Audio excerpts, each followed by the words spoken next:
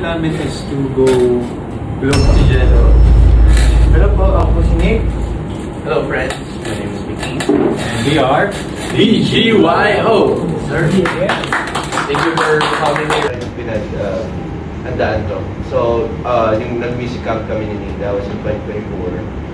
We were able to work with international songwriters and producers, and that's basically how we made all the songs. Nandun na kami sa camp, tapos parang, collaboration lang, batuan lang ng ideas, and after the camp, may mga post-edits din na ginawa. For example, I rewrote some of the Tagalog, I put in some Tagalog lyrics and all that. So, yeah, it's been a long time sa preparation for the compliment.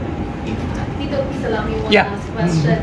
I really wanted to ask this because I think lahat ng P-pop groups, meron naman talaga sila dito. What's the goal of BGY this year? We have like 6 months left for the year 2026. Ano yung goal ng BGY? goal namin is to go global. Siyempre, yun naman yung pinaka-goal namin simula umpisa pa lang. And siyempre, importante sa amin na bago kami mag-global, mahalin din kami ng buong Pilipinas, of course. And yeah, gusto lang rin naman namin maiwan na marka bilang BGYOS. Kami yung grupo na hindi takot mag-take risk, mag-grow, and syempre, mag-share ng kung ano mang true sa amin through our music and performance. Songs like, Life's Life's Too Short. Yeah. kasi medyo fast-paced siya, tas English. I mean, nag-English naman kami, pero hindi totally full English. Kami. Pero, ayun, naging challenging siya, pero at the same time, fulfilling kasi nung narinig na namin yung final result, maganda yung song and bumagi siya sa BGY. Perfect siya dun sa EP. And perfect din siya dun sa lineup, dun sa sa parang gusto namin talakayin. Gusto namin na parang series, so kwento rin talaga siya. Ako, syempre with the help of our coaches din, Coach Jerwin, syempre habang nagre-record kami din to guide yung mga taga-America na nagre-record with us. And yeah, basta padali, tsaka kung ano yung naririnig nyo ngayon. And sana hindi nahalata din yung challenges. And alam mo yun, the best pa rin yung napakita. Tama kasi Aki, yung nahirapan lang kami for this EP is the English. Kasi minsan parang nabubulol kayo, di ba? Well, except si Nate, kasi Nate. Wow. Pero may Hindi, nabubulol pa din si Nate. Yes, pag sa Tagalog si Nate. Switch naman. Pero yeah, may mga kailangan lang talaga kami pag-practice talaga ng parts para, mas natural tignan. At hindi awkward pakinggan. So, yeah, that was the hardest part para sa EP recording. Meron pa. Meron pa siguro, hindi naman siguro like, na-challenge na kami sa paggawa ng choreo sa lahat ng EP. Kasi pinag-iisipan talaga namin kung magugustuhan ba doon ng mga tao. Even kami mismo. So, sa lahat ng EP, yung mga choreo namin, ang daming drafts, ang daming version. So, nakagawa kami ng ilang version. Minsan tumatagal kami ng isang buong araw para mag-isip lang kung okay pa to. Even yung 5 chorus lang, tumatagal kami doon para alam namin na pag ni-release namin, pag sinayaw na namin on stage, magugustuhan talaga and babagay din dun sa songs. Actually, bumagay. Kasi talagang grabe yung kilig. A lesson I learned from another member is si Kuya Aki. Lagi may Nagulat siya. yung lesson po is lagi may positive reaction or looking on the positive side first before reacting so that Review. your content. Yeah. Ano maganda? Iba pang gusto. Ako, siguro kapag kay Nate, parang parehas rin with Ari, parang kalmado siya with how he handles stuff. Parang steady lang. Parang you don't have to be aligaga. Parang just be slow, steady. Tsaka makikip mo yung calm mo doon. Tsaka mas maayos ka mag-proceed. Akin. Ako sa lahat po, parang in a way natutunan ko tumingin sa different sides ng kahon. Na itong meron siya. After ipalabas yun sa Born to Shine, marami na kami naririnig sa mga casuals or pag lumalapit sa amin na nakikilala kami through Born to Shine. Kaya ang saya kasi yung role namin dun as BGY ulit naman. Right. So habang nasa set kami, I mean kahit maaga, at then masaya yung energy.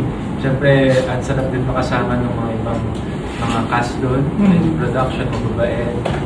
They help us too, tsaka parang warm sila sa amin, kaya we all work together. Siguro yung pinaka naging challenge lang namin doon is magpigil ng tawa. Kasi pag kagrupo mo or kakilala mo yung kawa-work mo, Nag-acting. pag seryoso yung scene, tapos kakilala mo siya, hindi mo mapigilan talaga tumawa. So, ayun. Iniiwasan na lang namin magtinginan sa mata para matuloy, para hindi cut ng director. Correct. And, yeah, Aki. Ako po naging memorable sa akin yung acting ni Nick at Mickey. Bakit? Kasi first time ko silang makitang umacting na Wow. may lines. Mm. Ito, gusto lang niya maging puno dati. Tapos naging aso. Ngayon, as BGY ulit siya. Yeah. As Mickey talagang music video, doon ko siya first time nakita kong acting. Pero kaya yung may lines, kaya yung acting talaga na with emotions and everything. Right. Nate, your acting experience? Kahit yung night before, sobrang nervous ako. Pero on set, buti andyan yung BGYO members para may confidence ako. And me and Mickey enjoyed kahit first time and it's successful. And Correct. Na-enjoy din ni Nick yung chicken na hawak na.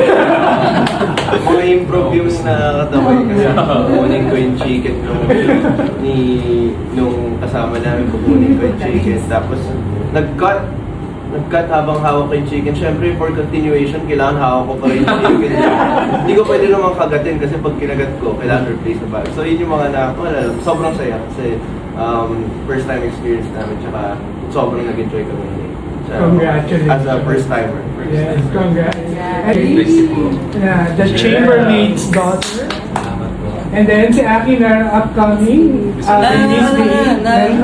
Erin na. Streaming na with Alexa. Episode na Miss Behave. Miss Babe nga. Chambermaid na rin sir. Na nag-edit yung first episode ng Miss Behave and later, Wednesday, Right. 8 p.m. Release na yung second episode namin. Salamat po sa lahat. Congratulations. Thank you po. And syempre, The Clash. the judge of the Clash. Yes, na kahapon, nung Sunday, nag-start na yung first episode ng The Clash Teens. So, subaybayan niya kung paano ako manghusga. Correct. Thank you. And who knows, baka yung kanilang launching movie na. Ang susunod, di ba? As BGYO. As BGYO, di ba? Yun yung From practice. So, nung naging judge ako, nanibago ako bigla kasi feeling ko contestant pa din ako. And nakikita ko yung sarili ko dun sa mga contestants. So, maganda din siya na na-experience ko yun bago ako maging judge. At least, alam ko yung mga pwede kong i-share sa kanila and yung mga tips na pwede ko na ginagawa ko na. Thank you. Thank you. Siyempre, hindi naman talaga mawawala yun. Pero ang pinaka-importante naman is huwag mo na lang iintindihan, huwag mo na lang papakinggan, lalo na kung wala namang may tutulong sa'yo. So, mag-smile ka lang sa kanila.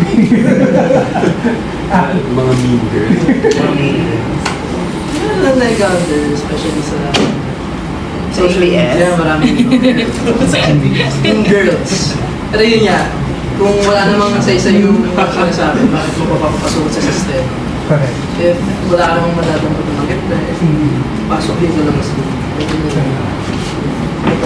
Ako naman, same din, yes. Pero choose your battles. Yes.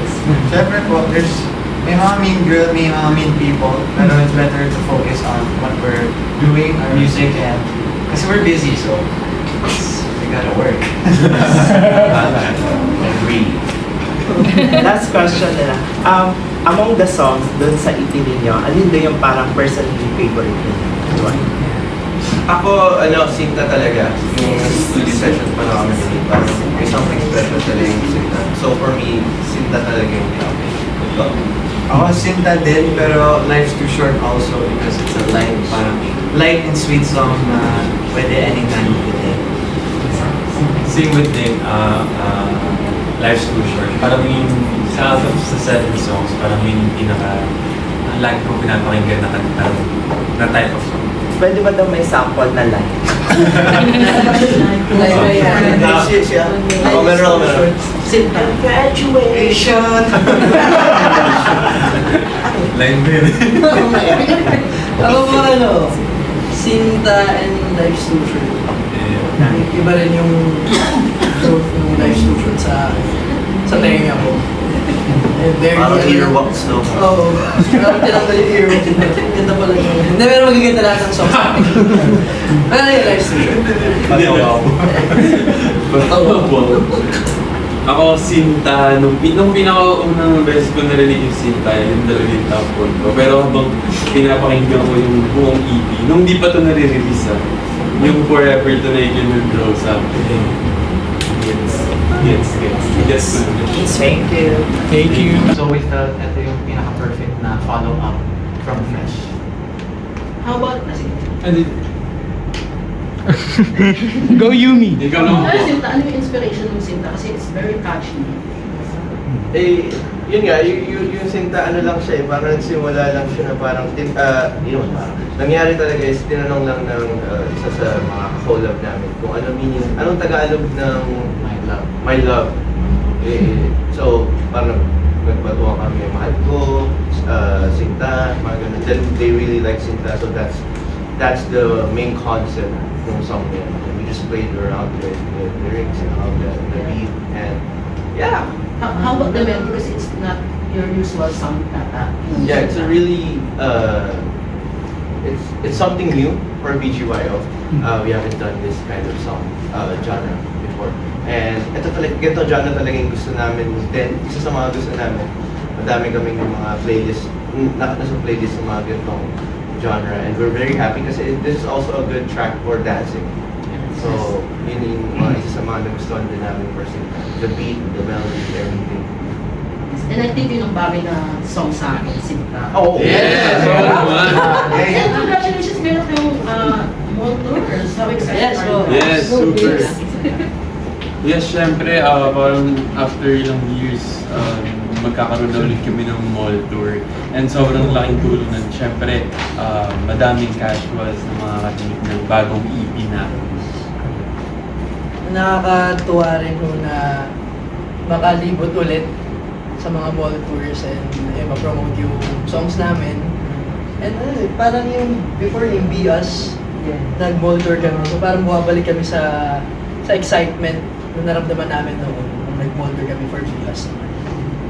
Yeah. Tsaka in general rin, kapag lumalabas kami ng like out of town, sobrang saya namin ginagawa. And lalo na ngayon, mas nakaka-excite for us kasi bago yung mga i-perform din namin for sure.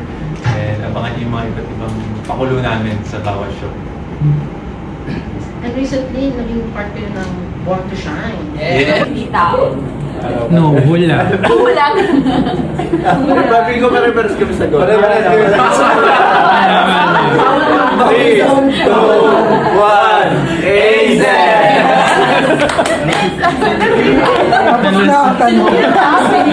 Yun lang. Ako yung siguro yung Sinta ko yung bagong pusa. Ay, Yung pangalan niya, Smudge. Wow! Kailangan sumagot din isa-isa. Mag-invento na kayo. Hindi ako siguro hinahanap na lang sa future Sinta. Yung makakasundo yung sa bagay-bagay and humor mo. And basta magiging okay kayo din. Ako, Sinta.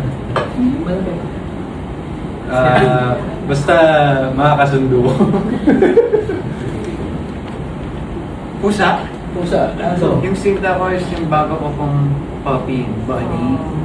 Wow. Cute siya. Sinisip mo. Kasi for me, My love ko. My love ko is songwriting. Yeah. Music. Nalusot.